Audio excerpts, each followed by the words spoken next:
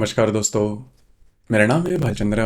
ब्रह्मांड सिद्धाश्रम में आप सभी का स्वागत है। आज के इस वीडियो में हम चर्चा करेंगे पुनर्वसु नक्षत्र की जो स्त्री है उनका संपूर्ण व्यक्तित्व या फिर रिलेशनशिप में या फिर प्रेम में इस नक्षत्र की जो स्त्री है उनकी एक्सपेक्टेशन क्या होती है, उनकी अपेक्षाएं क्या होती है। उसी प्रकार ऐसी कौन सी बातें हैं जो आपको ध्यान में रखनी चाहिए अगर आप इस नक्षत्र की स्त्री के रिलेशनशिप में है। अगर कौन सी बात जो है वो आपको करनी चाहिए, कौन सी बात है जो टालनी चाहिए, सभी के बारे में चर्चा इस वीडियो में हम करने वाले हैं। इसके जो पहले नक्षत्र है जैसे कि अश्विनी, भरणी, कृत्तिका, रोहिणी, मृगशीर्ष और आद्रा, इस नक्षत्र की जो स्त्री है इन स्त्रियों का रिलेशनशिप में उनकी जो अपेक्षाएं होती है वो किस प्रकार की होती है, इस विषय पर वीडियो अपलोड हो चुके हैं, आप उसका आनंद जरूर लीजिए। तो आज के इस वीडियो में हम चर्चा करेंगे पुनर्वसु नक्षत्र के बारे में। अब ये जो पुनर्वसु नक्षत्र है, यह पुनर्वसु नक्षत्र विभागीय नक्षत्र है। मतलब इस नक्षत्र के जो पहले 3 चरण है वो मिथुन राशि में आते हैं और बाकी बचा जो 1 चरण है वह कर्क राशि में आता है। इस नक्षत्र की जो स्वामी है वह अदिति है और इस नक्षत्र की जो देवता है, इस नक्षत्र की जो देवता है वो गुरु है। सबसे पहली और महत्वपूर्ण बात इस नक्षत्र में देखी जा सकती है, बहुत ही ज्यादा शुभ फलदायी यह नक्षत्र है, देवगनी नक्षत्र है। मतलब नॉर्मली देवगनी जो नक्षत्र होते हैं उनमें एक बात काफी अच्छी देखी जाती है कि वो जो नक्षत्र काफी सीधे सीधे होते हैं। मतलब इलीगल काम करना, आउट ऑफ द वे जाके काम करना, इस प्रकार की जो बातें हैं वो बिल्कुल भी पसंद नहीं करते। काफी सीधे सीधे होते हैं, काफी ज्यादा ट्रांसपेरेंट होते हैं। अब ये जो नक्षत्र है इस पर आप विश्वास कर सकते हो, काफी ज्यादा ट्रस्टवर्दी ये नक्षत्र है। धन के मामले में, शिक्षा के मामले में ये जो नक्षत्र है वो काफी अच्छा देखा जा सकता है। इस नक्षत्र की जो स्त्री होती है वो फैमिली ओरिएंटेड काफी देखी जा सकती है। मतलब फैमिली के तरह इनके जो ध्यान होता है, इनका जो लक्ष्य होता है वो काफी ज्यादा अच्छा देखा जा सकता है। उसी प्रकार यह जो नक्षत्र है पूर्णतः सात्विक है, धार्मिक है, किसी न किसी देवता का जो भाव है उस नक्षत्र में देखा जा सकता है। उसी प्रकार यह जो नक्षत्र है वो परोपकारी भी है, दूसरों को मदद करना इन्हें काफी अच्छा लगता है, दूसरों का दुख ये देख नहीं पाते। उसी प्रकार काफी ज्यादा कोमल है, इनका जो सौंदर्य है वो काफी अच्छा देखा जा सकता है। मतलब बचपन से ही इस नक्षत्र की जो स्त्री होती है इनका जो सौंदर्य होता है, हालांकि ये जो सौंदर्य तो काफी सोबर होता है, मैग्नेटिक या फिर बहुत ज्यादा तीखापन उसमें देखा नहीं जाता, लेकिन काफी ज्यादा सोबरनेस इस नक्षत्र में देखा जा सकता है। उसी प्रकार इस नक्षत्र में जो धन की जो बात है वो भी काफी अच्छा देखा जा सकता है। धन के मामले में भी ये जो नक्षत्र है वो काफी लकी होता है, तो ये बात थोड़ी महत्वपूर्ण है।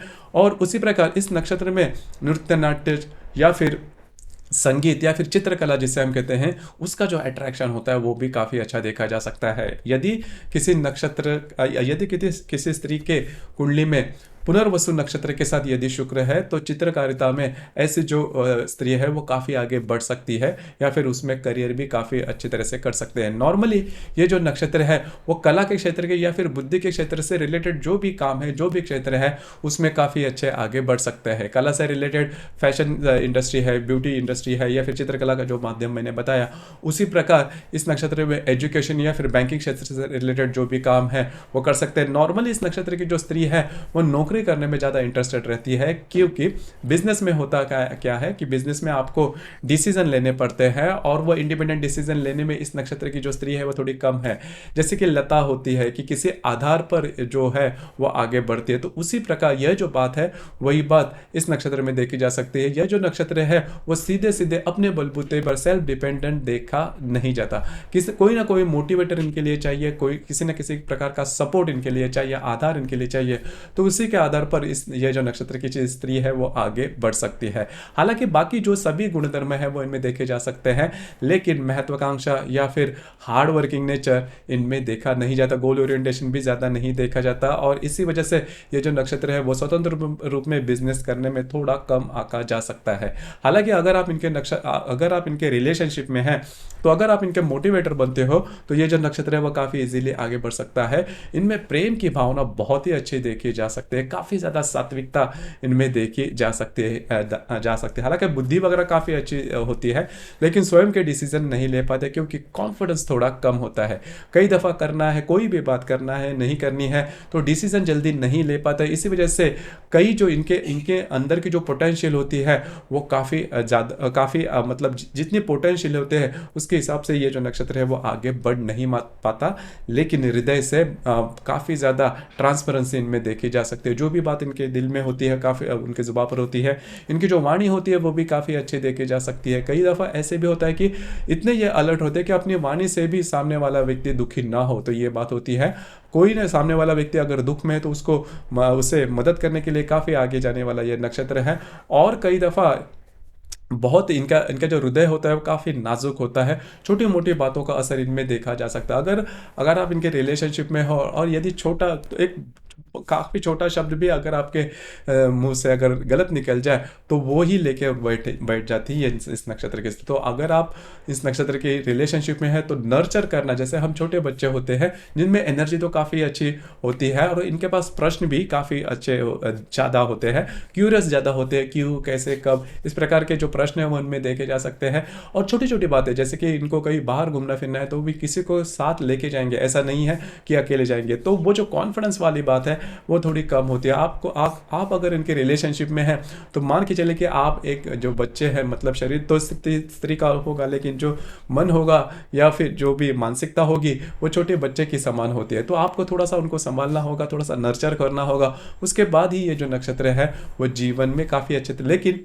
एक बात है कि यह जो नक्षत्र है वो लकी है। अगर आप इस नक्षत्र के रिलेशनशिप में हैं, पहले तो सबसे इंपॉर्टेंट बात यह जो नक्षत्र की जो स्त्री है वो रिलेशनशिप में आने में काफ़ी समय लेगी। जैसे मैंने कहा कि इनके जो डिसीजन पावर होते हैं वो थोड़े से कम होते हैं, लेकिन एक बार आपके रिलेशनशिप में आने के बाद पूरी तरह से आप पर डिपेंड रहेगी। इनका जो पूरा जीवन है वो आप ही के तरफ रहेगा। आपको यही बात देखने की आपको इनका मोटिवेटर होना ज़्यादा आवश्यक है। मतलब छोटी छोटी बातें भी है वो आपसे शेयर करती जाएगी और कई दफ़ा आपको लग भी सकता है कि इतने बुद्धिमान होने के बावजूद भी डिसीज़न लेने में थोड़े कम होते हैं। लेकिन यह बात होती है कि इनका विश्वास काफ़ी होता है, ट्रस्टवर्दी इस नक्षत्र की जो स्त्री है वो काफ़ी ज़्यादा देखी जा सकती है और पूरी तरह से आप पर विश्वास करेगी और आपको पूरी तरह से फ्रीडम भी दे देगी।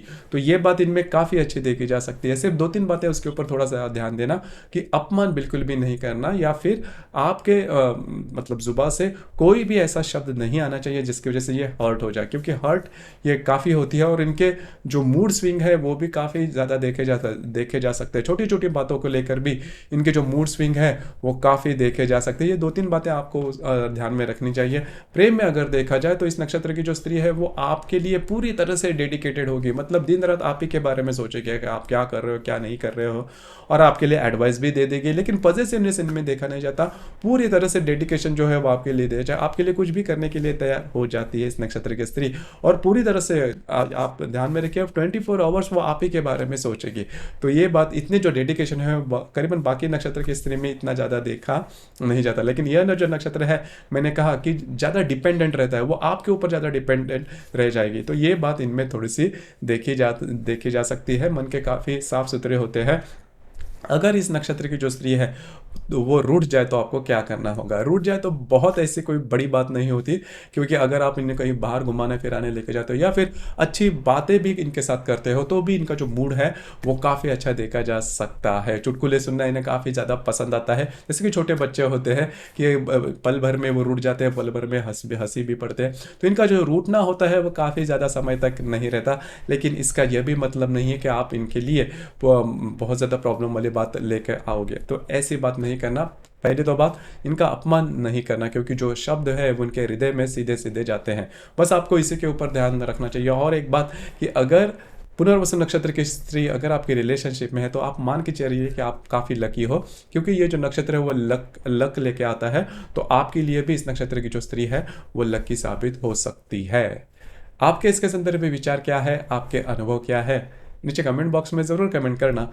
और अपना जो चैनल है ब्रह्मांड सिद्धि एस्ट्रो, इसे भी लाइक शेयर और सब्सक्राइब ज़रूर करना। धन्यवाद।